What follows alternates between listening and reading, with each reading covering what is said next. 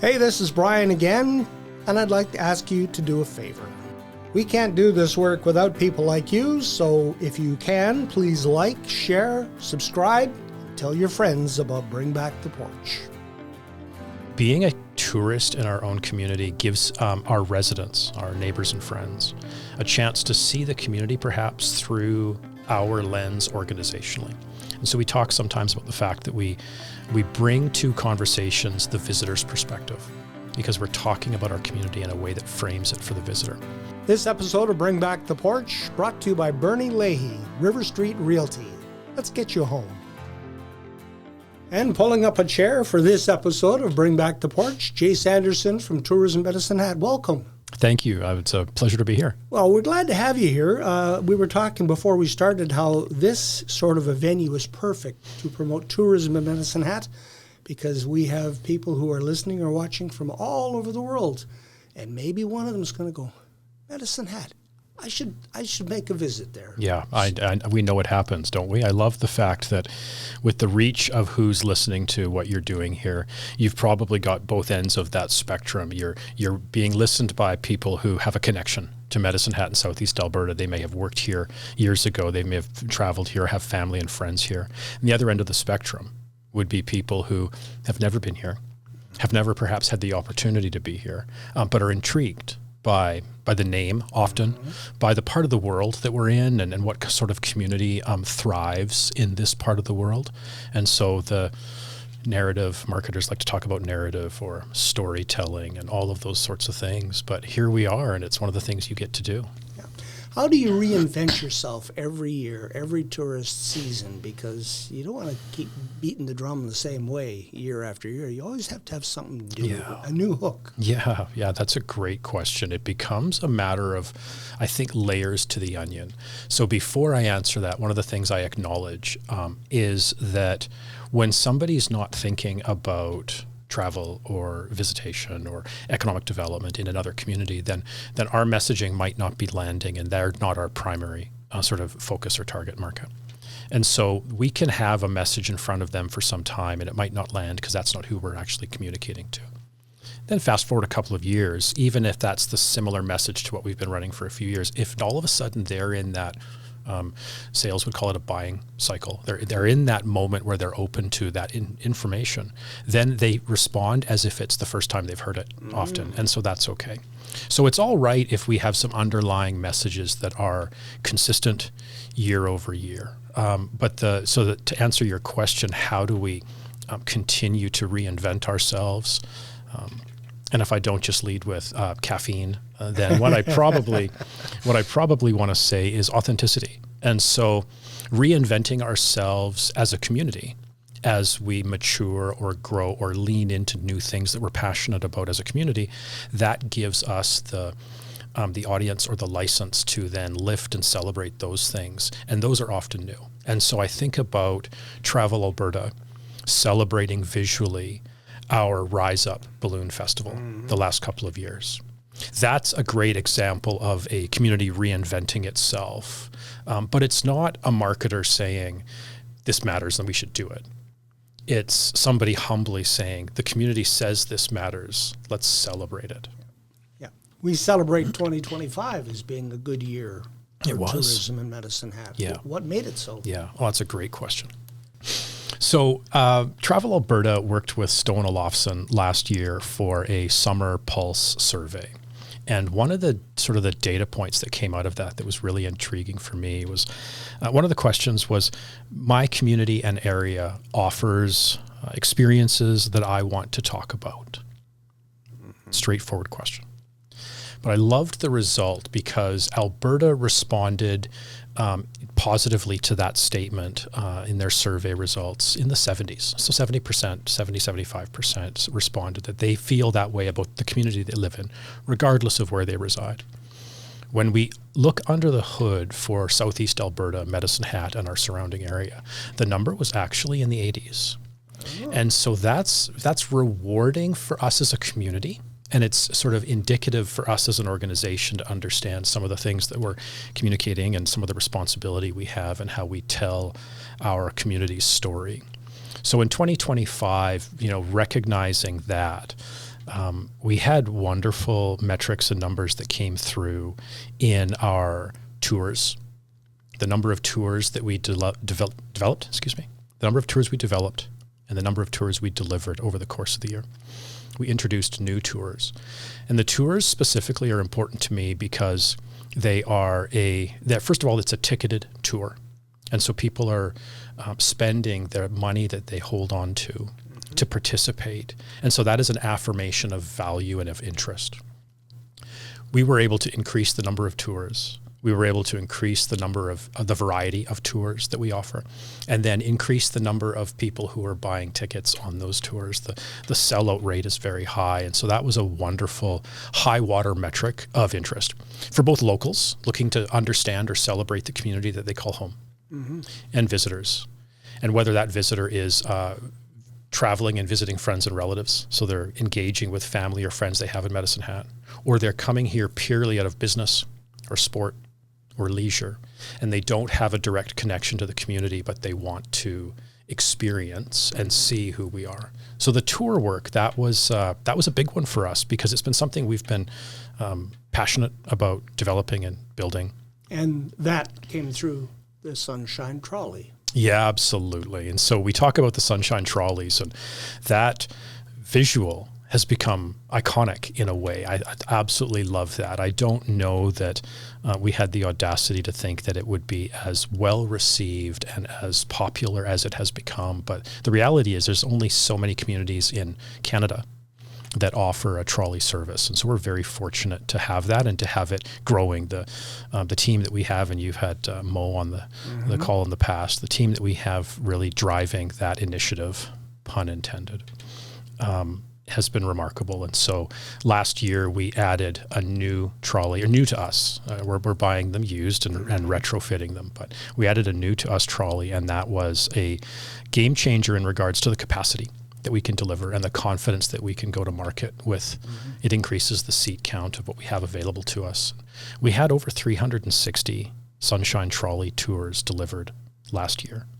There's only 365 days in the year. I'm glad you noticed it because I knew it was in there somewhere. It was 360 something. Yeah, you're absolutely right. And so we're not running every day of the week. We'll have days where we're running twice a day, et cetera. But we're running year round. And we're delivering both locals and visitors a authentic firsthand experience of who we are as a community. And the ridership, or the sort of the seat capacity, is so high. It's over 89 or 90%. And so if you see the trolley and it's empty, it's probably because it's going to fuel up. It's on its way back. It's on its way back. Because when we're picking people up for tickets, there's a lineup. It's been really, really well received. And it's been a number of years of significant growth that we've reached here. The thing I like about the trolley is that it encourages people in Medicine Hat to discover their own community, be a tourist in their own community. Yeah, that's huge. Being a tourist in our own community gives our residents, our neighbors and friends, a chance to see the community perhaps through our lens organizationally. And so we talk sometimes about the fact that we bring to conversations the visitor's perspective, because we're talking about our community in a way that frames it for the visitor. That means, to your point, that residents are perhaps more inclined when they engage with us in that way to become really staunch ambassadors for our community. And that makes a difference because, we have 60-some thousand residents. Our friends in economic development know the number right down to the single digit, but I won't test them. We have so many people who live here and call it home. And if just a greater percentage were confident and active in inviting friends and relatives to meet here, and don't get me wrong, I love to go places too. I love new environments and new experiences, but so do our friends and family. And so when we can host them here and invite them downtown, those are big wins for us. Yeah. And it allows people to beat their chests and be proud of Medicine Hat instead of grumbling about things that they think aren't maybe the way they should be. Yeah, it's human nature, isn't it? We end up, I end up perhaps doing my work by rote, living my life by rote, and it's day in and day out. And it's those opportunities when I have in the work that I do to stop and to sit back and look around at what's happening around us. And it gives me a sense of confidence and pride for the community that we have and the people we have here. Because, perhaps authenticity is an overused word. I know I've used it 3 times already. But we've only been talking for 9 minutes. Oh, man. And we're going to be here for 2 hours, aren't we, Brian? 2 hours at least. It's real. It's not manufactured. And I think if I was going to use a word different than authenticity, it would be real as opposed to manufactured. Yeah.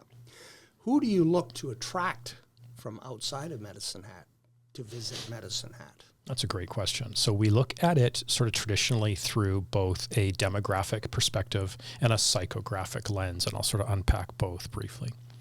And then what we do is we start to look at where we dovetail, where we fit within the greater context of Destination Canada and the work that they do, which is critical for our nation. Destination Canada then flows into Travel Alberta and the work that they do in driving awareness and demand generation for our province.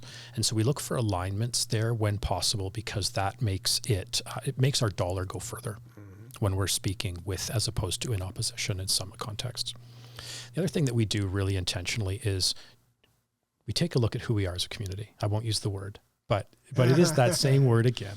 And celebrate and lift up what our community is doing. And so we think about the independent coffee tours, or we talk about the ice cream tours, or the Saratoga Trail experiences.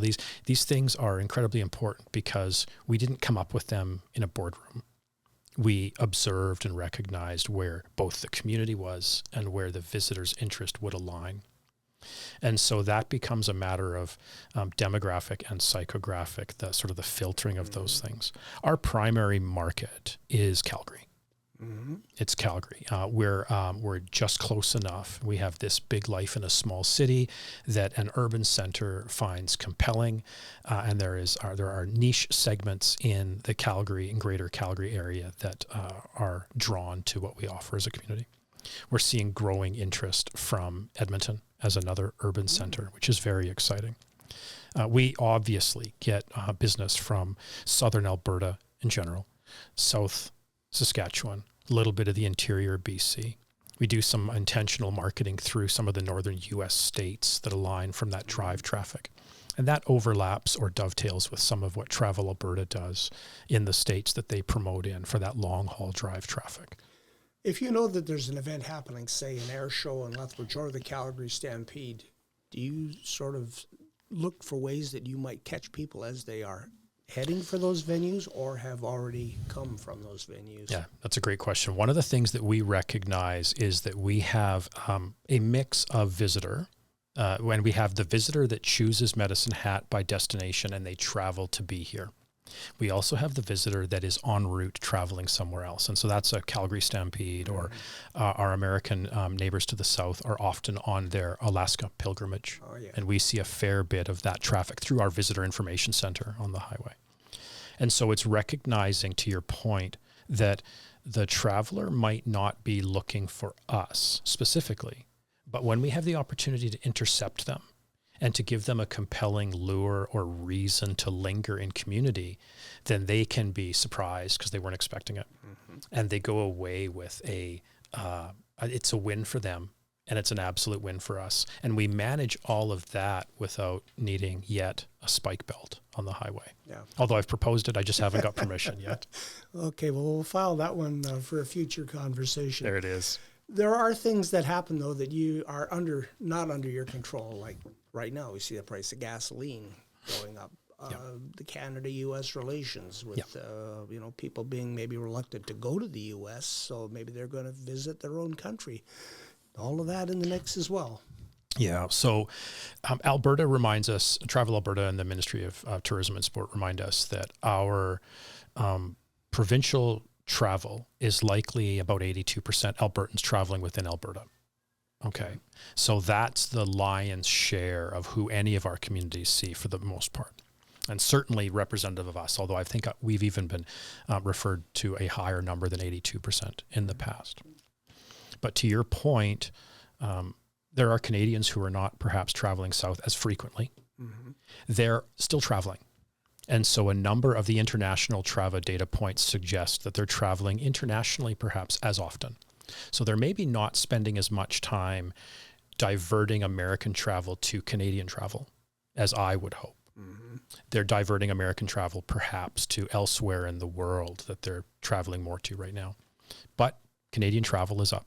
We've seen that, and so that's really encouraging. The other thing that we've noticed, particularly at the Visitor Information Center this summer, is we actively invite whomever we see at the counter to check in, to tell us where they're from and where they're traveling from. We saw fewer U.S. states identified in 2025 than we have in 24 and 23 and 22. So Alberta data suggests that American travel might even be up year over year. But that's likely primarily fly-to traffic. Okay. Because Travel Alberta focuses on U.S. states that have direct flights. So that's going to be California and Florida. Those are two of the four most frequented sites or states that we see at our Visitor Information Center. The other two are Minnesota and Missouri. And then we see a fair bit of Eastern Seaboard on a regular year. We see a fair bit of Eastern Seaboard because they're coming around the Great Lakes and they're driving down the Trans-Canada, and we become the gateway both to Alberta and the Badlands and the point when they begin to veer towards Alaska or the West Coast, depending on where they're traveling. Okay.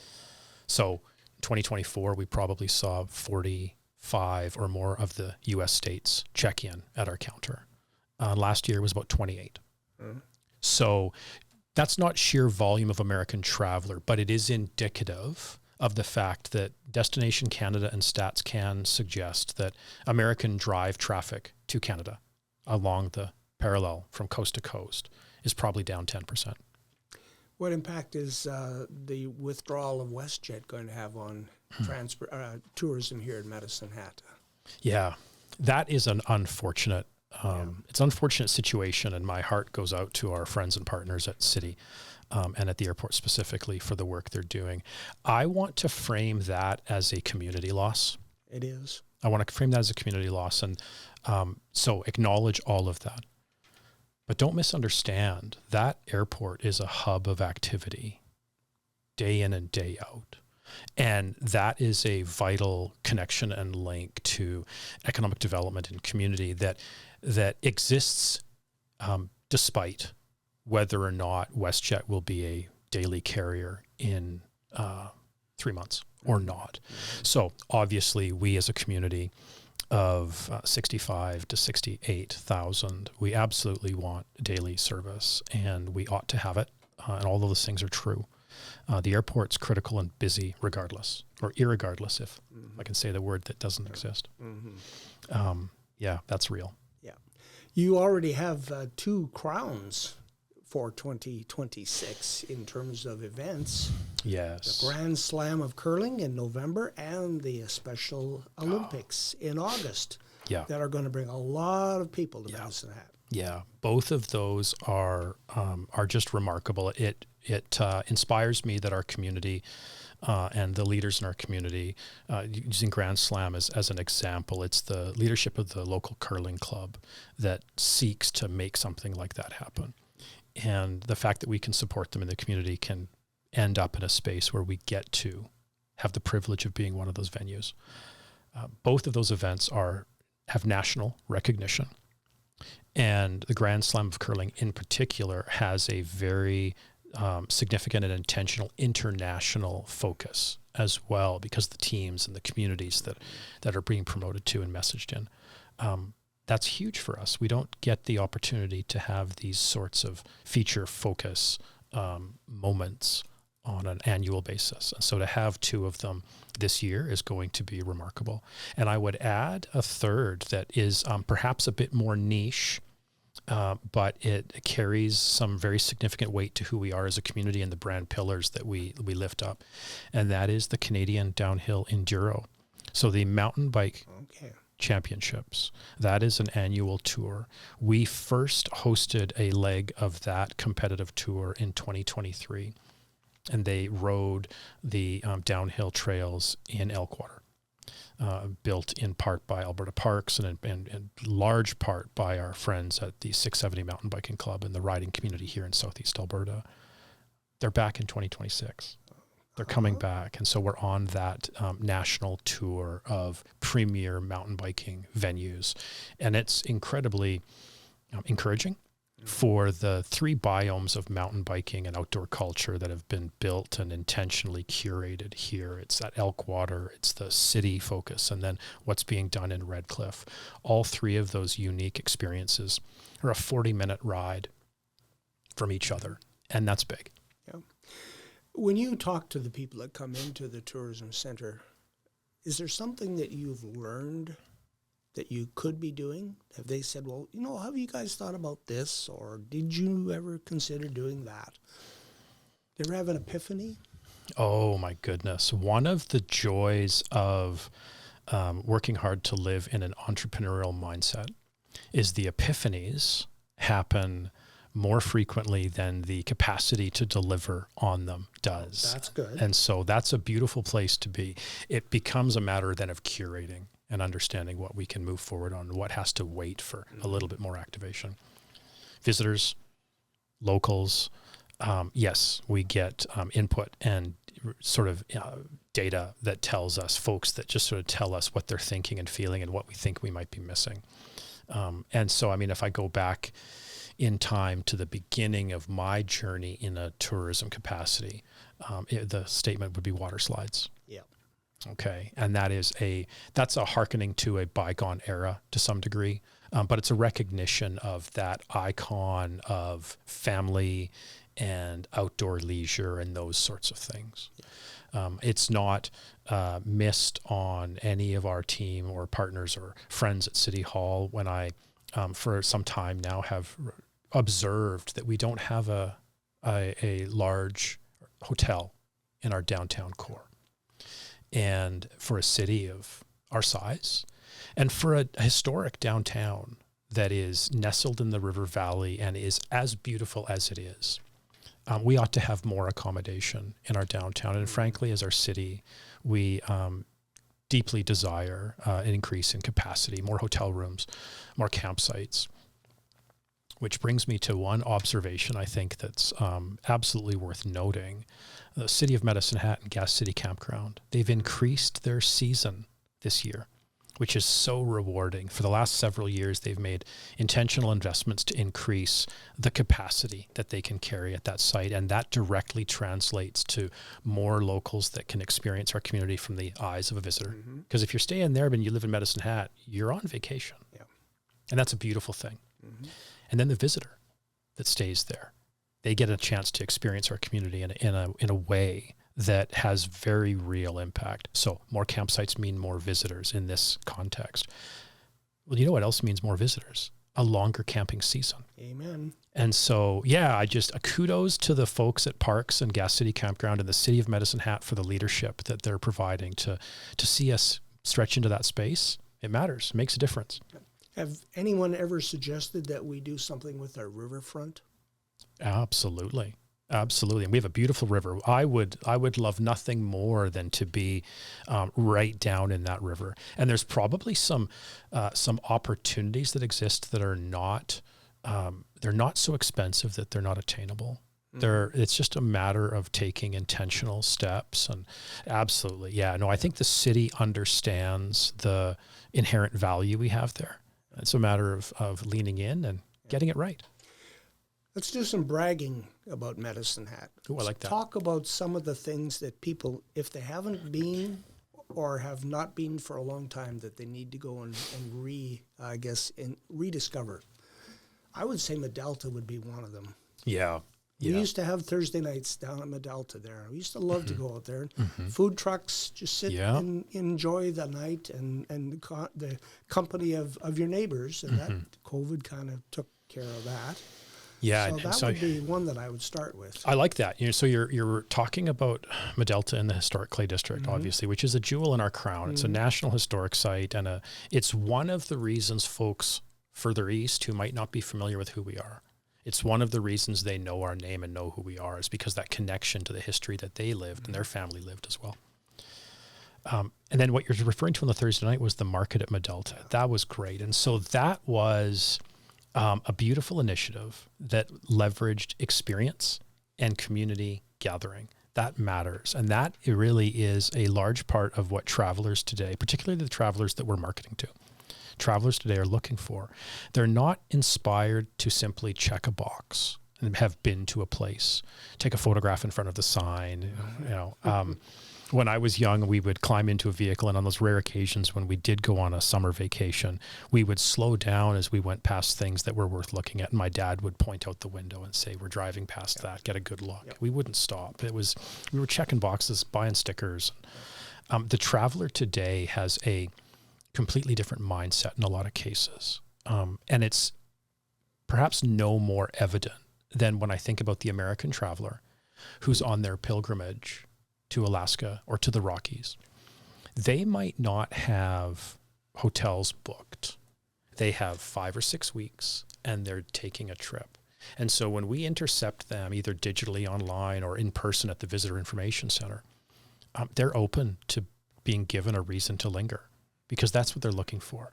What they're not looking for perhaps is just to stand next to the world's strangest this or the world's tallest that. Yeah.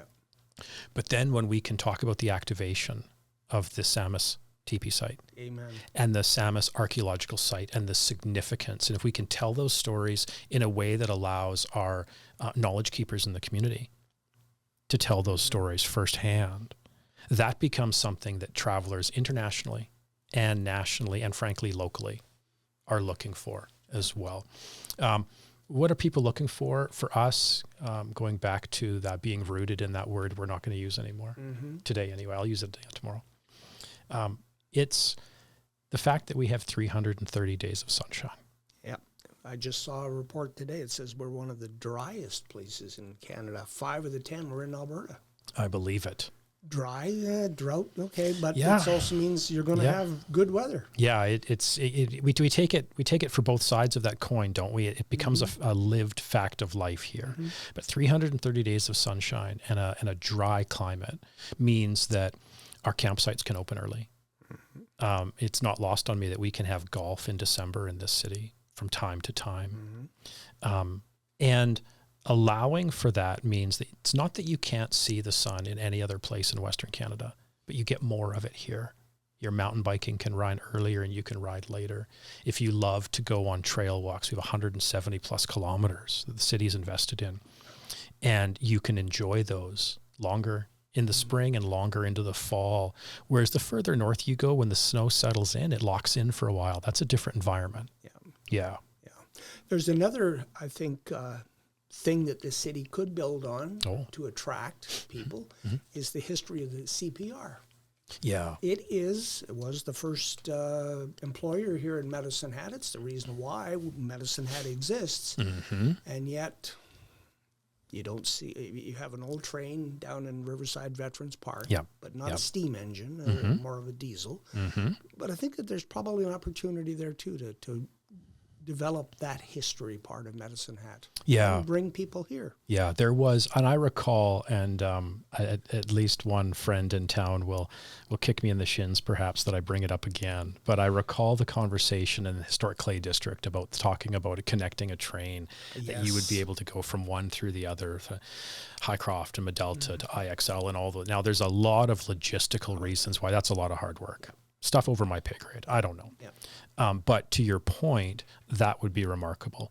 The underlying impact or importance, I think, is that with something like that, like anything else, it needs to be something that locals and visitors can engage in, something they can get their hands dirty in, something they can wrap their minds around that's different than seeing it static or having been able to be told something on a tour. Those are wonderful, being told something, but being able to see it and have a personal story that connects to it.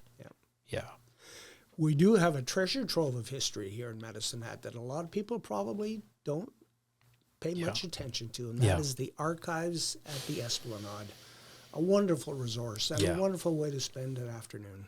Yeah, it is. And I absolutely love that you mention it, and this is when it's not a setup, but I love the fact that you mention it because they're alignment or their organization allows to be a resource, even if you're not in the treasure trove for an afternoon, although that would be a great way to spend a day. I reached out to them a week ago, maybe a week and a half, and said, our board of directors is having a conversation. There's a topic specifically around a building in our historic city center. And I'd love to be able to unpack and tell a bit of the story of that building, but my knowledge is anecdotal. Mm-hmm. In no time at all, I received an email back that was excited and effervescent, and provided a link and a file that allowed me then to prepare the conversation that I was going to have. Okay. That's not lost on me. That's a huge resource for the community. If it's something that interests us, and it should, that's a win. So thank you for that. Well, Jenny and Philip in the archives have been great friends to me over the years in the little bit of history work that I have done. Mm-hmm. And here's a shameless plug. We're going to be doing a podcast from the reading room in the Esplanade Archive. Amazing. In the not too distant future. Amazing. I'll watch for that. You can look for that as well. Yeah, absolutely. We could probably go on for another hour or so. But I've expected nothing less. Yeah, but I think the summer of 2026 is going to be another good one for Medicine Hat, and we'll just keep going forward. Yeah, I appreciate that. I think that's a great path for us to take. This summer looks like it's going to be a good summer. We've talked about some of the large events that are happening. That builds attention and interest, and that attention and interest sort of spreads across the rest of our summer season and into our shoulder seasons. That matters so we're year round. We didn't even talk about the Jazz Fest or the up on the hill in August. Porch Fest. Porch Fest, which ties right in with us. Right. Stampede in July. Yeah. There's something else. The Chuck Wagon races in June. Yeah. You know, the challenge I found is 10 or 15 years ago, I could list a few things. Now we're at the point as a community where there's so much happening. I'm just so proud of the community. There's so much happening that we can't possibly do it all. No. We have to make choices on particular days. We can't possibly be aware of it all. And that's actually a good thing because it means that we're not being consumed by media. But there's so much going on. It's huge. And so I'm glad that you started making a list. I'm not going to add to it. There are ones that I have one more. Oh, I'm sure you do. There's a few more that are out there, but I wouldn't want to miss all the rest. No, that's the danger now. If you don't mention them all, you're going to be in trouble. But there is one more, the Rise Up Balloon Festival. Oh, absolutely. Yeah. I look forward to that. I look forward to the opportunity for them to celebrate with media. I'm really interested in the video that they're releasing. Yes, Willie was in here, and we talked about that at the Monarch Theater coming up in April. Mm-hmm. Good things. I want to see that one too. Yeah, good things are happening. Well, Jace, thanks for the visit, and I'm sure we'll have you back again. I appreciate it, and I look forward to the next opportunity, Brian. Take care. Yeah, you as well.